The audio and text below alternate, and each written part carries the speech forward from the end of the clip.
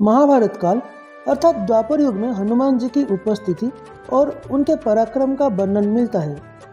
आइए जानते हैं उन्हीं में से 5 प्रमुख पराक्रम के बारे में संक्षिप्त में। जय जगन्नाथ व्यूअर्स, स्वागत है आप सबका नॉलेज एक्सपेंडर में। इस पूरे संसार में सभी जानते हैं हनुमान जी के पराक्रम के बारे में। त्रेता युग में भगवान राम के साथ उन्होंने रहकर बहुत सारे पराक्रम दिखाए थे। उसी तरह द्वापर युग में भी श्री कृष्ण के कहने पर कुछ पराक्रम दिखाए थे। आइए जानते हैं उनमें से कुछ के बारे में। प्रथम किस्सा है पौंड्रक की नगरी को उजाड़ना। हुआ यूं कि पौंड्र नगरी का राजा पौंड्रक खुद को वासुदेव भगवान कहलाता था और श्री कृष्ण को अपना शत्रु मानता था। एक बार श्री कृष्ण की माया से उसके महल में एक कमल का फूल गिरा और उसने अपने मित्र काशीराज और बानर द्वित से पूछा कि ये कहाँ मिलेगा। तो काशीराज ने कहा यह गंधमार्दन पर्वत पर मिलेगा। तभी बानर द्वित ने कहा कि उसने वो फूल लेकर आएगा। हनुमान जी उसी दिव्य कमल सरोवर के पास रहते थे। कृष्ण के आदेश पर हनुमान जी खुद ही बानर द्वित को बंदी बनाकर पौंड्र नगरी पहुंच गए और उन्होंने वहां पौंड्रक को चेतावनी दी कि यदि तूने खुद को भगवान मानना नहीं छोड़ा और धर्म के मार्ग पर नहीं आया तो मेरे प्रभु तेरा वध कर देंगे। फिर हनुमान जी उसके महल को और उसकी नगरी को नष्ट करके पुनः गंधमार्दन पर्वत चले जाते हैं। बाद में बलराम जी बानर द्वित का और श्री कृष्ण जी पौंड्रक का वध कर देते हैं। दूसरा किस्सा है हनुमान जी ने किया भीम का घमंड चूर। भीम को अपने बलशाली होने पर बहुत घमंड थी। तो बात ऐसा है कि एक बार द्रौपदी के कहने पर भीम भी गंधमार्दन पर्वत के उसी कोमल सरोवर के पास पहुंच गए जहां हनुमान जी रहते थे।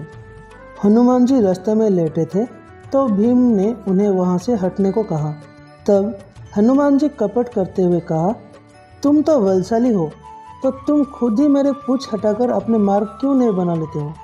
घमंड में भरपूर भीम हनुमान जी की पूंछ हटाने की लाख कोशिश की, परंतु भीम उनके पूंछ हिला नहीं पाए।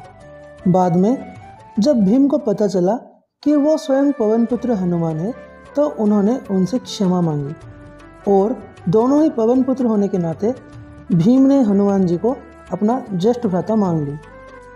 तीसरा किस्सा ये है कि हनुमान जी अर्जुन का घमंड किया चूर। ये कहानी ये है कि इसी तरह एक बार अर्जुन को नदी पार करनी थी तो उन्होंने अपनी धनुर्विद्या से बाणों का एक सेतु बनाया और रथ सहित नदी पार कर दी। नदी के उस पार उनकी हनुमान जी से भेंट हुई। धनुर्धारी अर्जुन को अपने धनुर्विद्या पर बहुत घमंड थी तो उन्होंने अपने धनुर्विद्या पर गर्व करते हुए हनुमान जी से कहा कि भगवान राम यदि इतने ही बड़े धनुर्धर थे तो मेरे जैसे बाणों का पुल क्यों नहीं बनाए, क्यों उनको पत्थर का सेतु बनाना पड़ा। तो हनुमान जी ने उत्तर देते हुए कहा कि उस काल में मुझसे भी शक्तिशाली बानर होते थे तो बाणों का सेतु उनके भार से ढह जाता और तो और तुम्हारा यह बाणों का सेतु तो मेरा ही भार को सहन नहीं कर पाएगा। ये बात सुनकर अर्जुन को क्रोध आया और उन्होंने चुनौती देते हुए कह दिया कि यदि तुम्हारे चलने से मेरे बाणों का सेतु टूट गया तो मैं खुद को सर्वश्रेष्ठ धनुर्धर मानना छोड़ दूंगा। तब हनुमान जी उस सेतु पर अपना एक ही पैर रखते हैं कि तभी सेतु और अर्जुन की घमंड दोनों टूट जाता है। चौथा किस्सा है हनुमान जी ने बलराम जी की घमंड को किया था चूर। बलराम जी ने जब विशालकाय बानर द्वित को अपनी एक ही मुक्के से मार दिया तो उन्हें अपने बल पर घमंड हो चला था। तब श्री कृष्ण के आदेश पर हनुमान जी द्वारिका की वाटिका में घुस गए और वहां फल खाकर उत्पात मचाने लगे। यह सुनकर बलराम जी खुद उन्हें एक साधारण बानर समझकर अपनी गदा लेकर वाटिका से उन्हें भगाने के लिए पहुंच गए। वहां हनुमान जी के साथ उनका गदा युद्ध हुआ और वो हाँफने लगे। तब उन्होंने कहा कि सच कहो बानर, तुम कौन हो, वरना मैं अपना हल निकाल लूँगा। तभी वहाँ श्री कृष्ण और रुक्मिणी प्रकट होकर बताते हैं कि ये पवनपुत्र हनुमान जी है। इसी तरह हनुमान जी ने गरुड़ देव और सुदर्शन चक्र का भी अभिमान तोड़ा था। 5वां किस्सा है महाभारत युद्ध में हनुमान जी। श्री कृष्ण की ही आदेश पर हनुमान जी कुरुक्षेत्र के युद्ध में सूक्ष्म रूप में उनके रथ पर सवार हो गए थे। यही कारण था कि पहले पितामह भीष्म और बाद में महारथी कर्ण के प्रहार से उनका रथ सुरक्षित रहा, अन्यथा कर्ण ने तो कभी का ही रथ को ध्वस्त कर दिया होता। इस वीडियो में बस इतना ही।